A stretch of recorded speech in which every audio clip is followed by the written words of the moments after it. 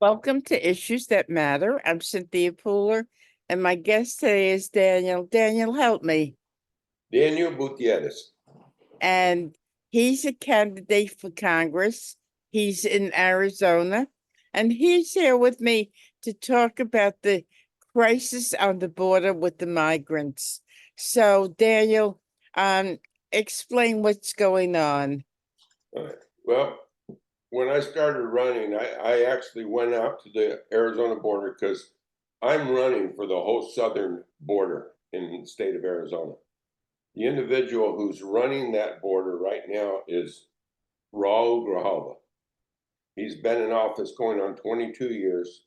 He has fought the entire time he's been in office to open and keep our borders open.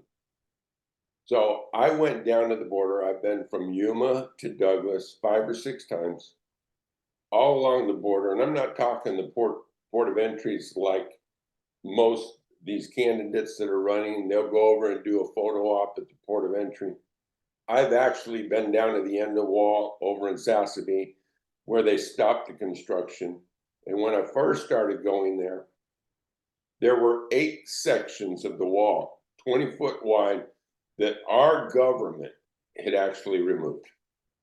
Now, I'm sure you all know Mark Lamb. He's more popular than myself.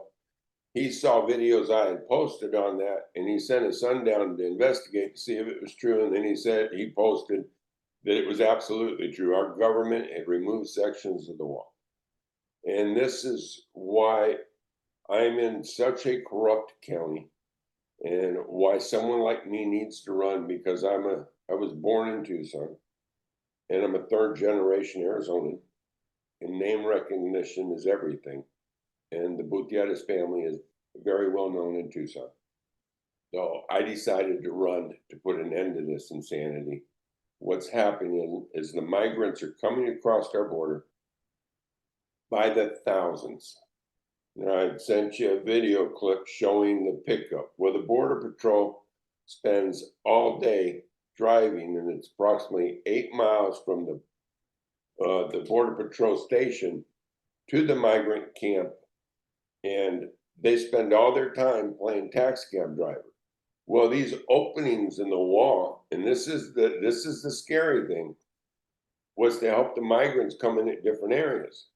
The Border Patrol wrapped up dealing with these migrants, and then when they're headed out of there, the cartel now know it's clear, and the drug runners are sent across the port through the openings. And we know this is happening because Mr. Chilton, who has been on Fox News a few times, has actually got video footage that he's had cameras on his property since 2019. He has recorded the same trail that's going across with the migrants with their backpacks. Now, just to give you an idea of the amount of drugs that are coming through there, Mr. Chilton only has 4 cameras on one trail. He has 55,000 acres of ranch. 5 acres of it is on the border. So it's a very poor sample of what's actually coming across his property, because they're not all just coming down the one trail. They're coming across everywhere on his ranch. That's that's the fentanyl. They get to my dad's property that's beyond Mr. Chilton's ranch. Excuse me, stop right there. You said fentanyl? Oh, yes, ma'am. Fentanyl.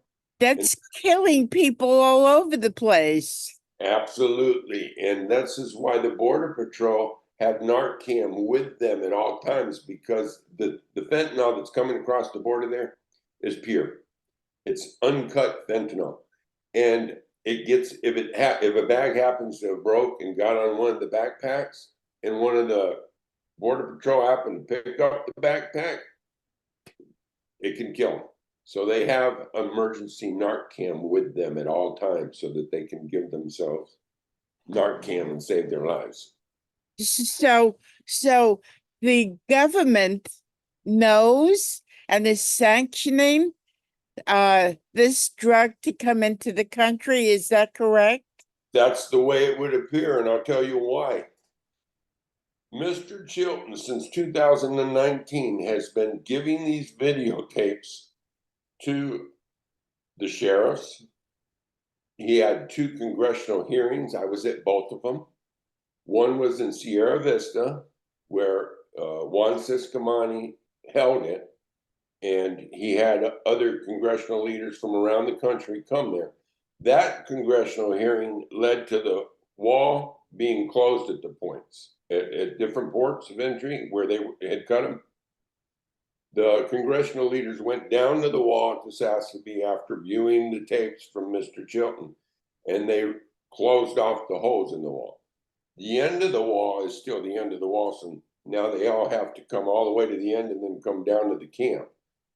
We've actually, the NGOs that we pay for, have actually set up a second camp that's over right at the end of the wall, so that they can just come straight to the camp where they have food, water, tampons, everything they need that you and I pay for. And from there, the Border Patrol drive up, they pick them up, and now they got to drive further to get them. And then they drive back to the Border Patrol station. At the Border Patrol station, they process them, and then they take them to 3 points, which is probably 12 miles from there. And they load them up on a bus, which is waiting at the gas station in 3 points, the Chevron. Once that bus is filled, that bus transports them then to Tucson to one of the migrant camps, which Pima County is spending $1.4 million a week on this whole adventure. So, and eventually they send them to other states, as you all know, in New York, many of them are there. And just think, you don't even have you only have a small sample of what we have put away in the migrant camps here in Tucson. We have migrant camps all over Tucson that are housing these. They're in motels around Tucson that we're paying for. Pima County has already spent approximately $69 million on this. Of taxpayer money. Of taxpayer money. Some people say, well, no, that's the federal money. That's not our money. I can't believe the ignorance of people. All money that comes from the government, whether it's federal or state, is our money. It's not their money. As a matter of fact, they take our money and fill their bank accounts. Wow, this is astounding. And once they leave the migrant camps and they're transported, I know there's a big migrant problem in New York City. Where else are the migrants being shipped to? Wherever they want to go. California, many of them go to California, New York. They go to, we send them to sanctuary cities. That's where they get sent. They send them to sanctuary cities, cities that are designed and created to house these people, because sanctuary cities seem to think this is a great idea. But Arizona, you know, even though Tucson is recognized as a sanctuary city, it's not on the books as a sanctuary city. So About how many since this first started, and who initiated this whole policy? Biden, the Biden administration. Okay, but if Biden initiated it, from the time it was initiated up until now, how many migrants would you say offhand has entered the United States? Well, they have a statistic that's approximately 20 million. It's way more than that. Is that right?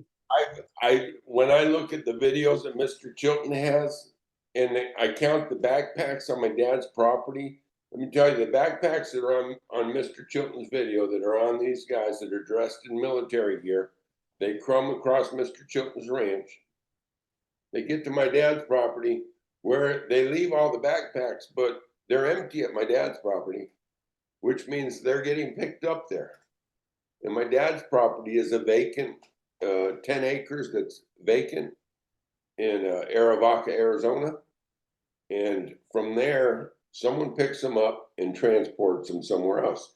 From there, they can go anywhere because the border patrol stations, which are checkpoints that are normally used, when Trump was in office, they were up and going, and they had checkpoints to make sure drugs and smugglers weren't crossing into our country. They're all empty now. Nobody's manning them. They're all over the border playing taxi cab driver to people. So they easily pick these people up, and then they drive them on to wherever the drugs go from there. And from there, I don't know exactly where they go, but I do know that the sheriff in Pima County, Nanos, and the sheriff in Sassabee, which are the two counties where Mr. Chilton's ranch runs. He's in both counties, Sassabee and Pima County. Hathaway is in Sassabee. Nanos is in Pima County. Neither one of them think there's a migrant crisis, and neither one is doing anything about it, even though Mr. Chilton has given them the video footage showing them this is going on. Not one arrest has been made. Not in 5 years. So you're more or less a you're not a politician, is what I'm trying to get at, Not correct? a politician. I'm someone Okay. who cares about my community. So you have neighbors, friends, family that live probably in the area where you're living now. Yes. Has anybody else besides you that is doing this publicly, have they said anything privately and complained about the influx of these people coming in? Well, let me tell you, my family, I'm Mexican, okay? My mother's Irish. She lives in New York. My father's Mexican. He lives here. My family all lives here. I'm the Gutierrezes, the Calderones, the Benavideses, and the Montoyas are all my family. And since I started running, they've all called me. And many of them are Democrats, and they are also Grijalva supporters, but they're no longer supporting Grijalva, and they're no longer wanting to back the Democrats because they're scared.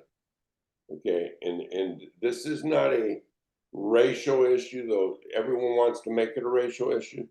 This is a threat to our country. We have people coming through the border, and I've spoken to lots of these migrants that are coming from countries all over the world. They're no longer our neighbors from Mexico coming over here to do, to work in the fields or get a job and earn a little money and then go back home. These are people coming from all over the world to take advantage of the idiocy that's going on in our country. I mean, they are taking advantage of us, and I have witnessed this firsthand. So, when you think of the border crisis, you think of, Central America, South America, people coming into this country. But I'm sure there's people from Europe coming here, correct? Oh yeah, everywhere in the world they're coming. Russia. As a matter of fact, Really? they had a group of girls that were at a local bar that they did it's called speed dating. And my wife and I went down to this place and we had dinner, and all these women came in. None of them spoke English, and they're very attractive women. So I was surprised. And they came to do the speed dating. And I said, wow, that's crazy, because they're gonna. I realize they're gonna just pick a guy that they can get married to and get citizenship. But they've come over here, and those are probably the kind of people that flew over here. These are not, and these were not poor women. They weren't running, fleeing from poverty or anything like that. And many of these people that are coming across the border are middle class. They're not people that are running from anything. They're people coming here to get a free ride. So, you know, that, So if somebody coming into this country you would label as middle class, then most of them, yeah. So then in their country, they're not poor as we would think. right. Why would they want to um leave their area to come here if they're pretty well off in their country? Well, after talking to Border Patrol officers that have told me, first off, they're being lied to. They're being sold a pot of gold at the other side. Many of these women are turning to prostitution because they can't get a job. You know, I can't hire an illegal. It's against the law for me to hire. I e-verify all my employees. And speaking of that, I own two painting companies, and I hire homeless. Okay, last summer I hired 67 of them because my passion is to help our homeless here. I'm not interested in helping those people all over the world until we first help the people here in our country. And I go out to the homeless camps. I hire the homeless. And the reason that I'm passionate about that is because I was once homeless. And I was once hooked on crystal meth, crack cocaine. I was, I did 10 years in the Arizona State Prison for a crime I didn't commit. And that put me in a state of depression. And I started running with the men I met in there. And I wound up giving my life over to Christ and changing my life. And now I own real estate, Marana real estate here in Tucson, and two businesses. And I'm out wanting to help others. So so that I gotta say that's pretty commendable. But somebody coming into this country on the border illegally, if they want to go to an area that has not been sanctioned sanctuary city, what happens then? Well, I guess that'll be up with the mayors and governors in those cities because they can legally, just so you understand, the Constitution of the United States, okay, gives all authority to the sheriffs. The sheriff has every right to secure their state and protect their citizens.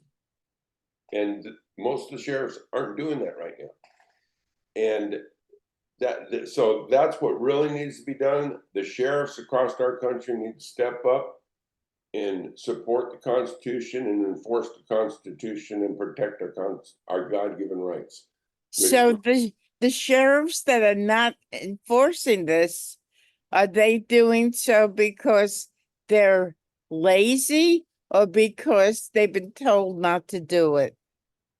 I think they're not doing it because they're politicians and they're Okay. afraid of the repercussions they'll have behind doing their job in that capacity. Because there's so many people standing on different sides of this. Most of those that are against securing our border don't really understand what's happening at our borders. Hmm. If they truly understood what was happening at our borders, they'd be like my dad and want our border wall finished. Because just so you know, everyone, and not just a couple, every person entering our borders in Sassabee here in Pima County is illegal. And that's because the only legal way to enter our country is through a port of entry. Sassabee's port of entry is closed. It has been closed for a long, long time. It's barricaded off, so they go around and they come through the where the wall is not at anymore. So the minute they cross the border there, they are breaking the law. What they are required by law to do is go down to Nogales and enter through that port of entry. Okay? They need to go to the next port of entry and enter. They're not. They're coming right across the border. So every one of these migrants that are coming across the border in Pima County are absolutely 100% illegal. Okay? There's no question about it. So what states besides Arizona are they flooding into this country? Well, Texas has kind of stifled it off because they have a really good governor there, Abbott. But California, which has Gavin Newsom, Yes. and Arizona, which has Hobbs, have opened their borders. They're not trying to stop it. They're not trying to deter it. And I don't even know what they're expecting to come of all this. You know, I don't know what they're figuring the end result's going to be. I mean, we're beginning to see it. People are beginning to be raped, to die, robbed. I mean, these people, if they come over, if they break the law to come here in the first place, why does anybody think they're going to obey the laws once they're here? So you're running for Congress, and there's a number of congressional districts in the state of Arizona. Have you talking to other congressional candidates about the problem? And if so, what do they say?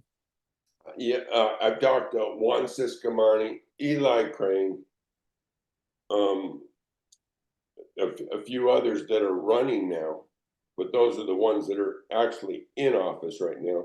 I have spoken to Eli Crane a couple of times, Juan Ciscomani quite a few times because you know he's been at all the congressional hearings, so have I. Eli Crane has only been at one of them. He was at the last one, and actually like Eli Crane. He's not a politician, and he and I were both at the Cattlemen's Convention, Arizona Cattlemen's Convention, a couple weeks ago, and he got up and spoke, and I just thought it was funny because when he got up to talk, I could tell he wasn't a politician. I mean, he only states things that matter, and he doesn't matter if it rubs someone the wrong way. They're just facts. You can take it or leave it, but he just states the facts, and he doesn't sugarcoat it or polish it. And you know, I talk the same way when I get up to speak to people because I'm not a politician. I don't come across trying to smooth everybody over. I'm just telling everyone what I'm seeing and what's going on. And unlike everyone else, I've actually been up and down this border, you know, over and over. So, You know, what you're saying is definitely frightening. Um, because the people are coming from all over the world. They're coming into this country, and God knows what else is happening. Okay, but I do know something else is happening. When they come into this country and they apply for a driver's license in the different states, they're they're registered. they're automatically given a voter registration form. Yep. They are not American citizens. And the US Constitution says that in order to vote, you have to be a citizen of this country. So there's plenty of people who are getting voter registration forms who will vote who are not citizens. That is frightening. Yep. And this is and that's ultimately, I believe, the Democrats' ultimate goal is to make there only one party, the Democratic Party. They don't care. Well, we just watched them put Harris into the White House. They don't care what the voters want. And we need the voters to wake up and realize that these people do not care about any of us. They put Harris in without one vote. They Right. know she's not popular with the people, but they also know that most people are dumb. They really are. And what it is that they're going to vote for this woman who's not qualified because she appears to be a black woman, okay? But she's not really black. Mm-hmm. She's And Jamaican. yeah, so she's not from Africa. She's not anything that these people think she is. But and the media's gone on overdrive to convince everybody that she's not who she's been all her life. She's someone totally different. They're trying to remake her in their image, and Mm. it's insane. And people are falling for it. And it's all about ultimately the Democrats will become dictators. And people don't realize this. We're not a democracy.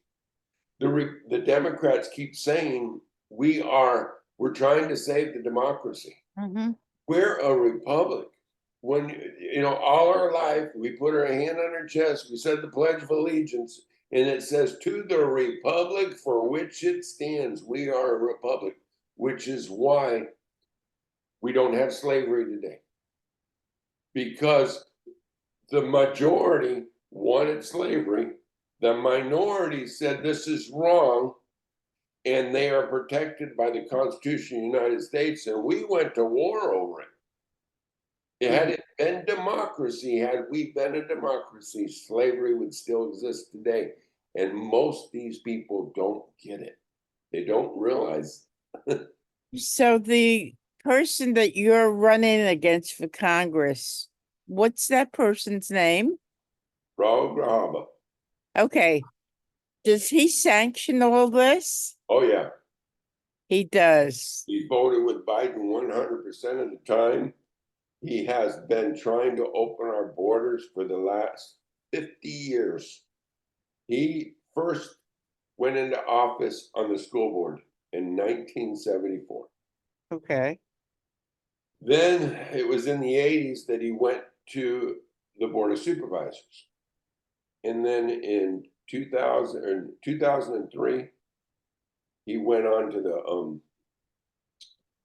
for 2002, he went to the Congress. He was elected into Congress. And he's been there for 22, going on 22 years. Mm-hmm. The thing is, he is a radical. He is an extreme left. He is considered one of the most progressive people in Congress. Mm-hmm. He's a communist. He actually, if you look him up and Google him, he is an admitted communist. He belongs to the Communist Party. He wants what's happening right now to happen. Now, he was supposed to debate me on August 6th. I was all ready for it. He's backed out. He said he's not feeling good, but whatever. He doesn't want to debate me because he can't stand on the issues. He has nothing to stand on.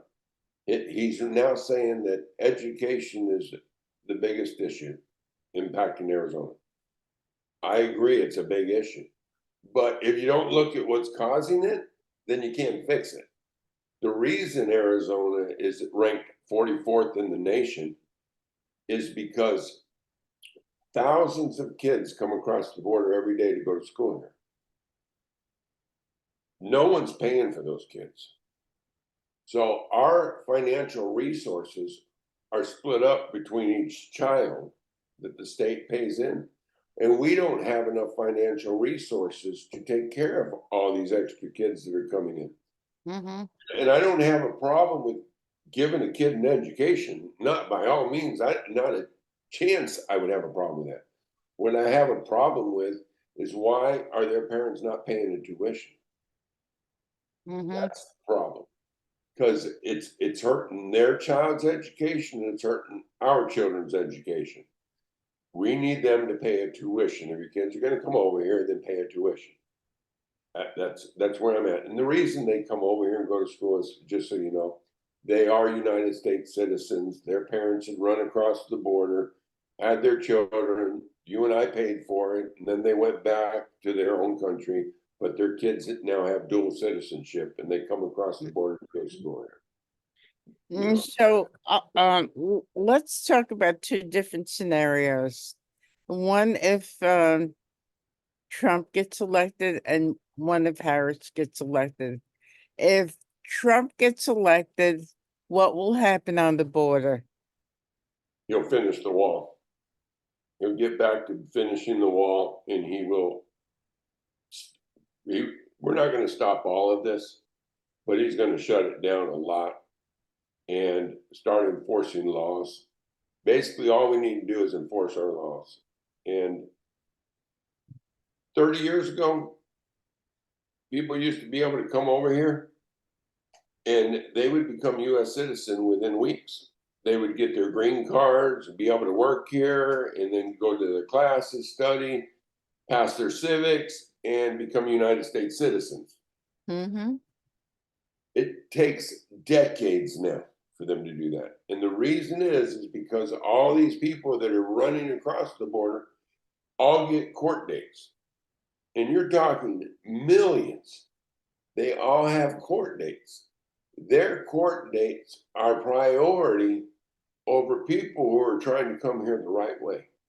So the people who are trying to come here the right way, the way our Constitution established them and access to our country, are being put way to the back of the line, and all these people that broke our laws to come here are in the front of the line. And I know this because I've actually sponsored a friend from Mexico. He was working here in Arizona. He had a green card. He went back to Mexico to get all his paperwork done and hire an attorney and tried to get a citizenship here. That was about 15 years ago. And he still hasn't gotten the citizenship. Well, so if if Kamala Harris is elected, what do you see happening? This will become a complete, if it isn't a nightmare enough, it will get worse. She's already said she wants to get rid of the Border Patrol. She thinks they need to go. And that was from her own lips. She believes that migrants should have all the rights of citizens, which you can see by them registering them to vote right now. She wants to give, and they're already doing this. Okay, there's a lot of Americans that do not have health insurance, but the migrants do. They all get free health care. So, but this will all get worse. And I believe our country will go bankrupt. We're already 30-something trillion dollars and growing. What is it, 33 trillion right now? Right. And growing. Right. Every day it's getting bigger and bigger and bigger. So, Daniel, this has been really enlightening, and I hope to have you back on to give us updates on what's going on, as so people in this country can know and to make informed judgments when they go vote. Would you do that? Absolutely. And today's our primary. So we'll know who's going to be in the general today. I'm in the general. I don't have anyone running against me, so I'm already in the general. But Okay. the primary today, we'll know whether it be Mark Lamb or Kerry Lake. Either one of them are going to help secure the border. We just got to deal with Ruben Gallego, who all of a sudden is on there with that Sheriff Hathaway, as I told you earlier. They just did a video. Hathaway did a video with a reporter saying that there was no problem with the migrants at the border. Now he's done a commercial with Ruben Gallego talking about how Ruben Gallego is the only one at the border trying to help secure it and deal with this problem. Okay, you said to the reporter there isn't a problem. Now you're over here in a commercial saying there is a problem. That, you know, I watch this all the time. They don't know what the truth is. So, or I should say, they do know what the truth is. They just don't want you to know what the truth is. Right, right. So, Daniel, give out your contact information in case somebody wants to help in your campaign or make a donation or whatever. Right. Well, I'm Daniel Butierrez. That's Daniel Butierez 4, just the number 4, Congress2024.com. That'll take you to my webpage and all my information's on there. Okay, Daniel, I hope to speak with you again. I'm Cynthia Pooler. This is Issues That Matter. And if you like this show, please subscribe to my YouTube channel. Thank you, Daniel. This has been very enlightening. Have a wonderful day. You too.